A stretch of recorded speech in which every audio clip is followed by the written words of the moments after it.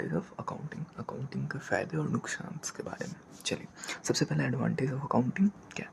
Accounting provide permanent record for all business transactions, provide reliable information to various parties. मतलब accounting क्या करता है? Accounting आपके business में जो भी ट्रांजेक्शन हुआ है, पूरे ट्रांजेक्शन का एक परमानेंट रिकॉर्ड आपको मेंटेन करने में हेल्प करता है। जैसे कोई भी सेल हो गया या परचेज हो गया, तो ये सारे ट्रांजैक्शन जो भी हुए होंगे, जितने भी सेल, जितने भी परचेज हुए होंगे आपके बिजनेस में, उसको एक जगह एक बुक में रिकॉर्ड मेंटेन रहेगा। ठीक है। Second, accounting provide profit and loss of a business for a given period of time. ऐसा हमने पहले डिस्कस किया कि कोई भी बिजनेस स्टार्ट होता है तो उसका मेन मोटिव होता है to earn profit, to earn profit. अब ये प्रॉफिट पता कैसे चलेगा कि हाँ प्रॉफिट हुआ है या नहीं हुआ है? तो ये प्रॉफिट के लिए हम अकाउंटिंग फॉलो करते हैं, हम फिनेंशियल स्टेटमेंट बनाते हैं। तो फिनेंशियल स्टेटमेंट हम अकाउंटिंग के थ्रू ही वो फिनेंशियल स्टेटमेंट बनाते हैं, तो उसके थ्रू हमको पता चलता है हाँ बिजनेस का प्रॉफिट है या नहीं है। तो अकाउंटिंग क्या करता है? आपको हेल्प करता है टू नो कि कोई भी बिजनेस का प्रॉफिट हुआ है या लॉस हुआ है तो कितना हुआ है। Okay. Third, accounting provide the facility of comparative study of various aspects of business like profit, sales, purchase, etc. with previous years and help businessmen to make decision. अब ये क्या बोल रहा है कि अकाउंटिंग आपको हेल्प करता है आपको कंपेयर करने में प्रीवियस ईयर से। जैसे मान लीजिए 2024 एंड 2025, अभी 2025 चल रहा है, यहाँ पे आप समझ लीजिए 2025 में आपका सेल 15 लाख है, ठीक है, और आपका प्रॉफिट 2 लाख है। ओके, आपका सेल 15 लाख है और आपका प्रॉफिट 2 लाख है, और आप देख रहे हो कि प्रीवियस ईयर में कितना था, तो आपको पता चलता है कि प्रीवियस ईयर में आपका सेल 10 लाख है और आपका प्रॉफिट 1 लाख है। तो यहाँ से आप क्या कंपेयर कर पा रहे हो कि हाँ भाई हमारा सेल बढ़ा है, हमारा प्रॉफिट बढ़ा है। अब यहाँ से एक बिजनेसमैन क्या करेगा, एक डिसीजन लेगा कि हाँ हमारा ये जो भी सेल में इंक्रीमेंट है, प्रॉफिट में इंक्रीमेंट है, इसको मेंटेन करें। इन केस अगर मान लीजिए 2025 में आपका 15 लाख सेल है, 2 लाख प्रॉफिट है, अगर ये सेल प्रीवियस ईयर में 20 लाख होता सेल और आपका प्रॉफिट 3 लाख होता, तो आप क्या डिसीजन लेते कि हमारा इस साल सेल प्रीवियस ईयर से कम हुआ है, प्रॉफिट प्रीवियस ईयर से कम हुआ है, तो हमें अब डिसीजन लेना है कि भाई क्यों हुआ है कम। बिजनेसमैन क्या करेगा, डिसीजन लेगा इस बेसिस पे कि ये कम क्यों हुआ है और उसके बेसिस पे आगे फर्दर प्लान बनाएंगे। तो ये क्या कौन प्रोवाइड कर रहा है? तो अकाउंटिंग। आप मेंटेन कर रहे हो रिकॉर्ड, इसके कारण आप ये पता लगा पा रहे हो कि वेदर हम प्रीवियस ईयर से ग्रो कर रहे हैं या नहीं कर रहे हैं, या हमारा बिजनेस डिक्लाइन जा रहा है। ठीक है। Now fourth number, accounting form a basis of process of performance evaluation to improve the performance of employees, division, activities, etc. अभी क्या करता है accounting?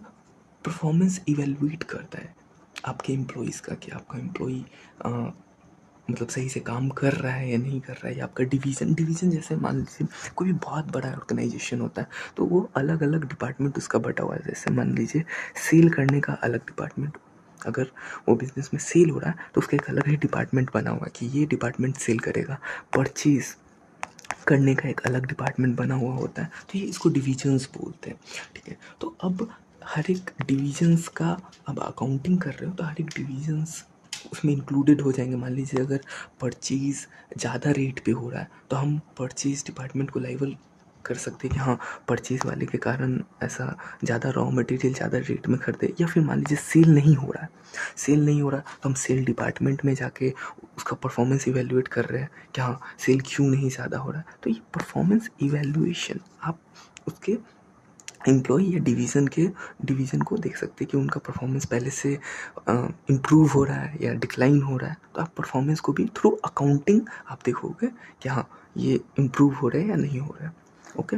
Fifth, accounting records act as an approved evidence in legal matter. मतलब कोई भी legal matter में आपका accounting as an evidence act करता है। जैसे आपका बिजनेस है, आपने सेल किया डेटर्स को, ठीक है, डेटर्स को मतलब क्रेडिट सेल आपने किया, 15 लाख का क्रेडिट सेल किया और इससे 5 लाख आया, और जब आप 10 लाख मांगने गए तो बोला कि भाई हम 10 लाख नहीं देंगे आपका सेल। तो आप क्या करोगे, आप कोर्ट में जाओगे और कोर्ट वाला सिर्फ आपके बात से तो नहीं मान लेगा कि हाँ आपने इसको सेल किया है या पैसा रिसीव हुआ। तो आपको एक एविडेंस दिखाना होगा। तो आपके पास क्या होगा, अकाउंटिंग होगा कि हाँ भाई हमने इस डेट पे इतना सेल किया, इस डेट पे 5 लाख रिसीव किया, अभी 10 लाख ड्यू है। तो ये आपको अकाउंटिंग शो करना पड़ेगा वहाँ पे, ये एज एन एविडेंस एक्ट करेगा।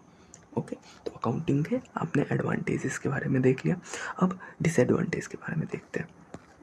Limitation of accounting. अकाउंटिंग का क्या limitation? One of the major limitation of accounting is that it consider only monetary transaction. Non monetary aspect like quality, honesty, skills are ignored in accounting.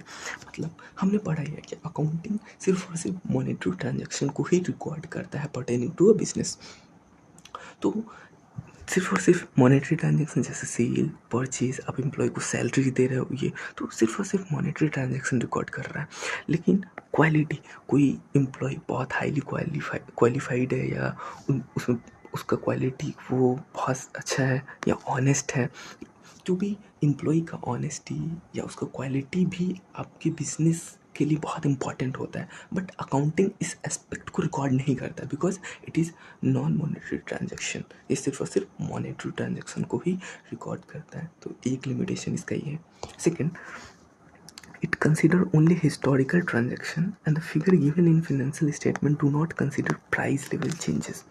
मतलब आप जब भी accounting करते हो तो उसमें हम हिस्टोरिकल प्राइस पे रिकॉर्ड करते हैं। मतलब जिस डेट पे हम ट्रांजैक्शन रिकॉर्ड किए तो उस डेट के बाद ऐसा भी हो सकता है ना, प्राइस लेवल चेंजेस। मतलब आप सिंपली समझो इन्फ्लेशन। मान लो आपने अप्रैल में कोई ट्रांजैक्शन किया और अब दिसंबर में आप आ गए और आप अप्रैल वाला ट्रांजैक्शन देखोगे तो वो तो अप्रैल के डेट पे ही हुआ होगा ना। बट अप्रैल से दिसंबर के बीच में इन्फ्लेशन हो सकता है, किसी प्रोडक्ट का प्राइस चेंज हो सकता है, प्राइस बढ़ सकता है। तो ये जो भी चेंजेस इन द प्राइस जो हो रहा है ना, ये अकाउंटिंग कंसीडर नहीं करता। ये सिर्फ जिस दिन ट्रांजेक्शन हुआ उस डेट पे जो प्राइस था उस पर रिकॉर्ड किया, दैट्स इट। आपको ये प्राइस लेवल चेंजेस को रिकॉर्ड नहीं करता है। जो फ्लक्चुएशन इन द प्राइस है, इन्फ्लेशन है, प्राइस बढ़ रहा है, घट रहा है, ये सारी चीज़ को कंसीडर अकाउंटिंग नहीं करता है। ठीक है। Third, it influence by personal judgement and not free from personal bias which affects its credibility. अब क्या है, अकाउंटिंग एक आर्ट है, तो ये पर्सन थ्रू पर्सन चेंज हो सकता है। किसी का डिसीजन, मान लीजिए कोई एक प्रोसेस फॉलो करना चाहता है, कोई दूसरा प्रोसेस फॉलो करना चाहता है, कोई अकाउंटिंग में एक मेथड फॉलो करना चाहते हैं, कोई दूसरा कोई और मेथड फॉलो करेंगे। तो ये पर्सनल जजमेंट, मतलब पर्सनल टू पर्सन डिपेंड करता है अलग अलग, और नॉट फ्री फ्रॉम पर्सनल बायस। और कहीं ना कहीं एक ओनर जो होता है वो अपना जो भी अकाउंटिंग है वो फेवरेबल ही दिखाना चाहेगा। तो यहाँ पे कहीं ना कहीं बायसनेस आ जाता है कि अपने बिजनेस को अच्छा दिखाने के लिए। ठीक है। Fourth, it affected from window dressing, which means manipulation of account so that financial statements describe a more favorable position than the actual।